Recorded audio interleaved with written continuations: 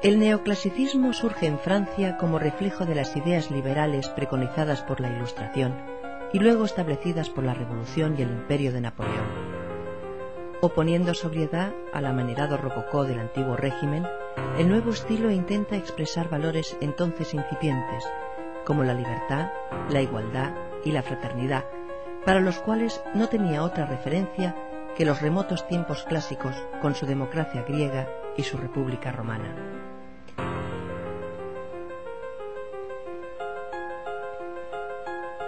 La estética clásica experimenta así un segundo renacimiento artístico, como en la humanista Florencia del siglo XV, pero ahora, entre las últimas décadas del XVIII y las primeras del XIX, fuertemente matizado por la racionalidad positivista y el espíritu épico de este periodo, convulsionado por las revueltas sociales y las guerras napoleónicas.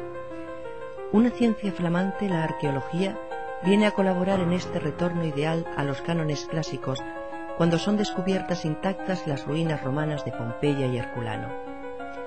Los arquitectos, tomando ejemplo de ellas y de la Acrópolis ateniense, imitan fielmente sus fachadas en sus monumentales edificios públicos.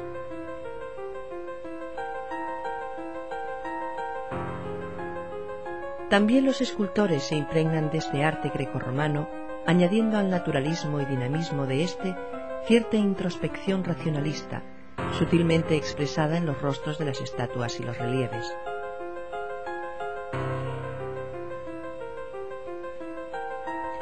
En lo que respecta a la pintura, escenifica teatralmente la antigüedad, con figuras solemnes de colores puros y contorneadas con claridad, estilo cuya pompa y gravedad se extiende a los retratos de los héroes de la época.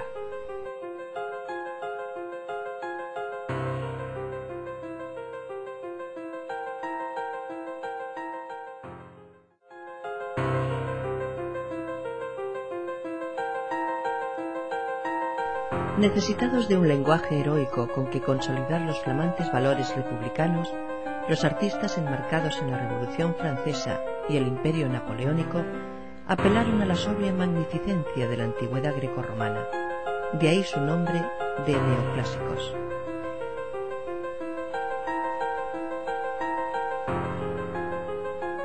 El fundador de la pintura de este periodo, Jacques-Louis David, impuso el género de historia y el retrato con composiciones de figuras solemnes y de contenida emotividad, sobre fondos de un marcado estatismo.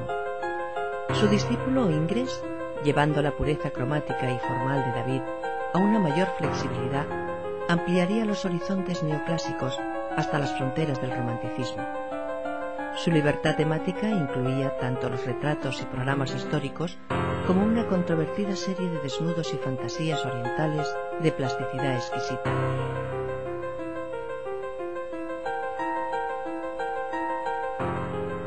Antonio Canova y Bertel Thorvaldsen fueron los equivalentes escultóricos de estos pintores. El primero, que trabajó casi exclusivamente para Napoleón, aunaba a la estética grecorromana una lacónica versión de la expresividad barroca. Sus estatuas y las de Thorvaldsen, su sucesor en la corte imperial, muestran en nieve o mármol pulido este equilibrio entre gesto y mesura, carácter y belleza.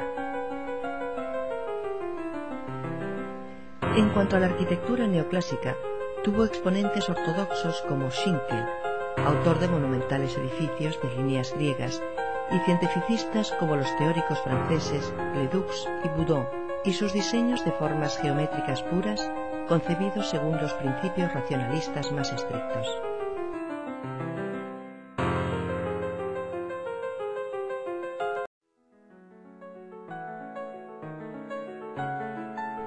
Mientras Europa se debatía en las guerras napoleónicas, los primeros años del 1800 presenciaron el advenimiento de un modo de arte y de vida no menos inflamado, el romanticismo.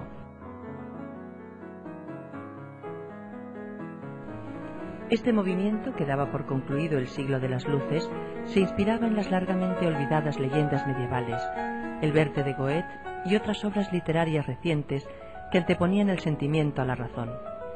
El amor más allá de la muerte, la libertad del individuo frente a la sociedad y el poder de la fantasía eran las nuevas quimeras que alentaban a los jóvenes y apasionados románticos.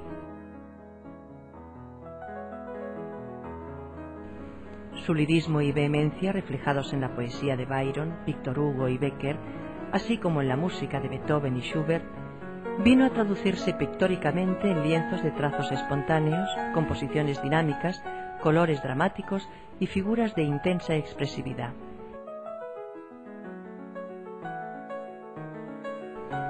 Hacia 1830, los fogosos ideales del romanticismo regían sin rivales en los salones artísticos, un predominio que se mantendría a lo largo de todo el siglo XIX. Pero la realidad era otra en las calles.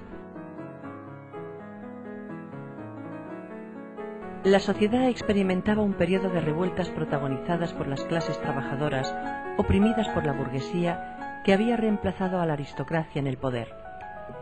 Un grupo de pintores y grabadistas franceses, algunos de los cuales colaboraban en periódicos y revistas ilustradas, comenzaron a retratar esta degradación en que vivían los obreros y los campesinos.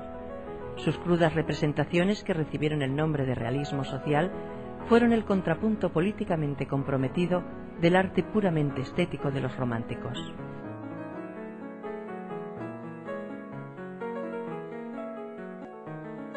Embravecidos por la lectura de novelas, poemas y leyendas que ensalzaban amores inmortales y heroísmos impetuosos, los románticos contestaron el mercantilismo de su época con un grito de idealismo y pasión.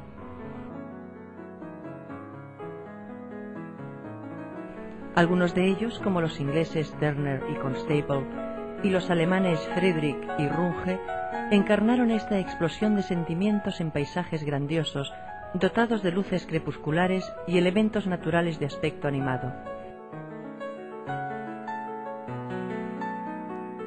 Otros artistas, como Henry Fuseli y el Goya tardío, hicieron emerger personajes fantásticos en escenas de pesadillas, aquelarres y mitos.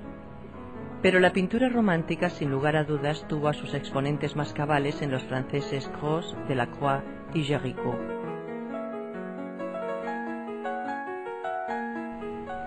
El primero destacó en la temática exótica que le proporcionaron las campañas colonialistas de su país a Oriente, especialmente adecuada para su despliegue de brillantes rojos. En cuanto a Eugène Delacroix, no hubo género en el que no incursionara. El vigor de sus pinceladas, la libertad de sus composiciones y su audacia cromática se encuentra tanto en retratos como en alegorías y en su serie de matanzas históricas como en la de los animales salvajes que conocieron su equivalente escultórico en las tensas batallas de fieras cinceladas por Barrier. El pintor Géricault, por su parte, confirió un nuevo dramatismo al claroscuro mediante sus consumadas e inquietantes representaciones de criminales y tragedias contemporáneas.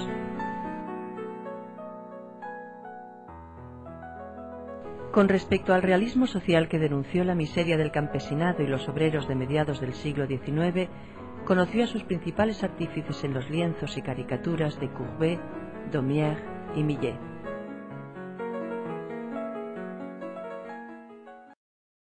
El expresionismo abstracto es el primer movimiento que se desarrolla tras la Segunda Guerra Mundial. Parte del surrealismo y se caracteriza por añadir a esta influencia elementos tomados de la filosofía oriental. La mancha y la autoexpresión sobre el lienzo, sin control racional, son sus caminos de expresión. De Kooning y Pollock serán los máximos representantes del movimiento que en Europa también se denominará informalismo. Como reacción contra la subjetividad que caracterizaba las obras de la década precedente, surge en 1960 la abstracción postpictórica, que pretende ser un arte aún más abstracto, eliminando las implicaciones emocionales. Mark Rothko es el máximo representante de esta tendencia. A mediados de la década de 1960 aparece el minimal art, movimiento que pretende reducir los lenguajes artísticos a estructuras geométricas mínimas empleando materiales industriales. El pop art supone el regreso a escena de la figuración.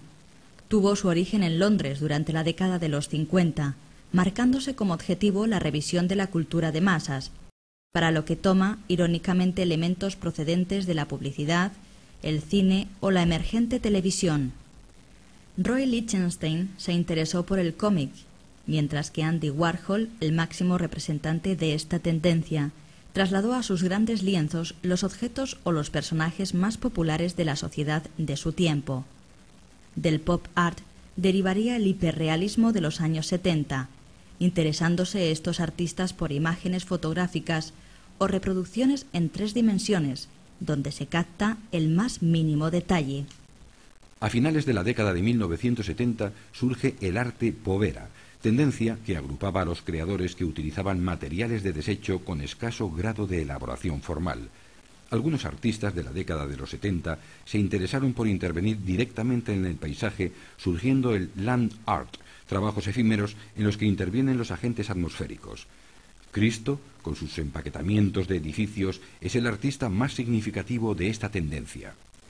Con el arte conceptual nos encontramos ante una compleja corriente donde prima la idea ante la realización de ésta, acercándose estos trabajos en ocasiones a la composición musical.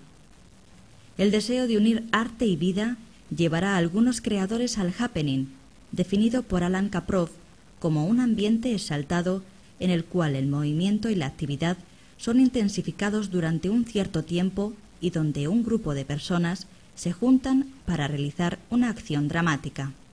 Con el nombre de performance se denominan diferentes formas de acción artística en las que tiene una importancia relevante la presencia directa del artista, quien considera su cuerpo como un instrumento para el desarrollo de la obra, enlazando con el body art, tendencia en la que el artista no duda en lesionar su cuerpo para experimentar nuevas sensaciones.